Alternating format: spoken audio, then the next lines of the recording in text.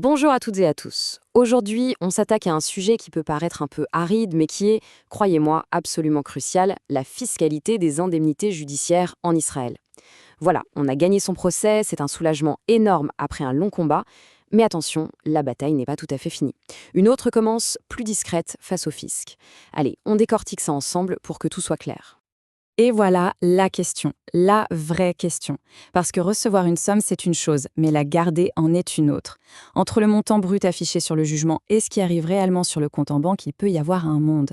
Et ce monde, eh bien, il est entièrement régi par la stratégie fiscale qu'on va adopter. C'est exactement ça. Il faut voir les choses comme ça. Un nouvel adversaire entre sur le ring. La Rashut Amissim, l'autorité fiscale israélienne. Et cet adversaire, si on n'est pas bien préparé, peut repartir avec une part non négligeable de ce qui devrait revenir de droit. Alors, on arrive au cœur du sujet. C'est vraiment le concept le plus important à comprendre, celui qui va tout changer.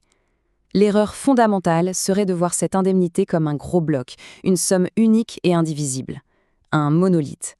La bonne approche, c'est de la voir comme une mosaïque. Regardez, c'est limpide. À gauche, l'erreur classique, le monolithe. On présente une somme globale au fisc. Résultat, le fisc applique une imposition maximale, c'est simple pour lui. À droite, la stratégie intelligente, la mosaïque. On décompose l'indemnité. Chaque petit morceau, le préjudice moral, la perte de revenus, le remboursement des frais, est analysé séparément. Et ça permet d'aller chercher un traitement fiscal optimisé pour chaque pièce. C'est cette ventilation qui est la clé de tout. Et ça, ce n'est pas une supposition. C'est un avertissement. Si l'accord de compensation reste vague, s'il n'y a pas ce travail de décomposition, l'administration fiscale, elle, ne va pas faire l'effort. Elle va appliquer la règle par défaut, la plus simple pour elle et la plus pénalisante. Tout est considéré comme du revenu et donc tout est taxé au taux plein. C'est un risque énorme. Ok, maintenant qu'on a posé le problème, passons à la solution. La première étape, c'est d'identifier les pièces de notre mosaïque qui peuvent être totalement mises à l'abri de l'impôt. Oui, il y en a. Il y a principalement deux grandes catégories.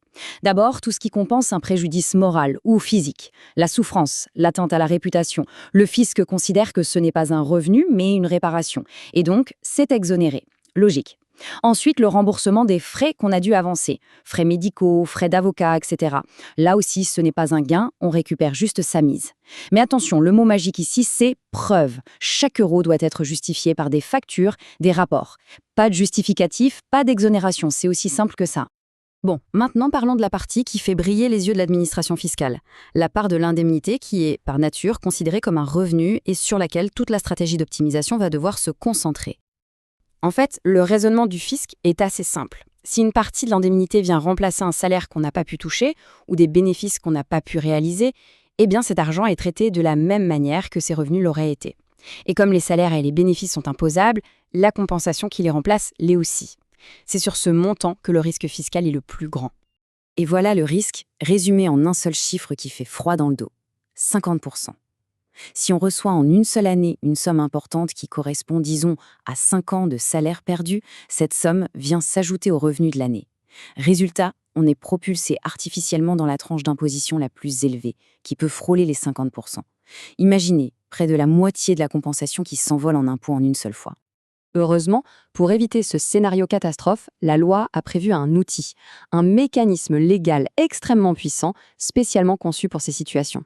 C'est vraiment l'arme secrète de l'optimisation fiscale dans ce domaine. Ça s'appelle le prix SAT-MAS. Retenez bien ce terme. L'idée est d'une simplicité géniale. Au lieu d'encaisser fiscalement 100% de la somme imposable sur une seule année, le prix SAT-MAS permet de faire comme si on avait reçu cet argent réparti sur plusieurs années passées. On peut remonter jusqu'à 6 ans en arrière.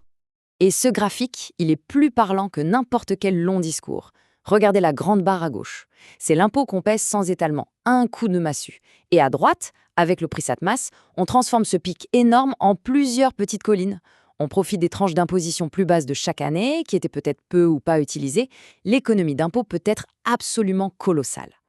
Alors, un point crucial, le prix SAT-MAS, ce n'est pas automatique. Ce n'est pas un droit qu'on coche dans une case.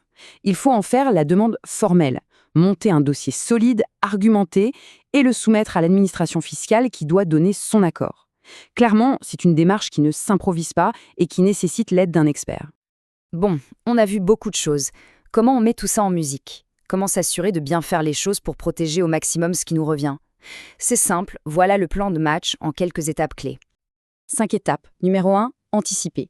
Le match de la fiscalité se gagne avant de signer l'accord final. C'est là qu'il faut consulter un expert. 2, structurer. Exiger que l'accord soit une mosaïque, avec une ventilation super claire et justifiée. 3, demander. Ne pas perdre une seconde. Dès que l'accord est signé, on lance la procédure pour le prix SATMAS. 4, documenter. J'insiste, mais il faut tout garder, tout archiver. Chaque facture, chaque rapport est un bouclier. Et enfin, 5, planifier. Une fois que la situation fiscale est claire, on peut enfin réfléchir sereinement à comment gérer ce capital sur le long terme. Au final, tout se résume à ça. Payer des impôts sur une partie de l'indemnité, c'est souvent une certitude. Mais le montant, lui, est une variable. Et c'est une variable sur laquelle on peut agir. En comprenant les règles du jeu et en étant proactif, on peut légalement et intelligemment minimiser l'impact fiscal.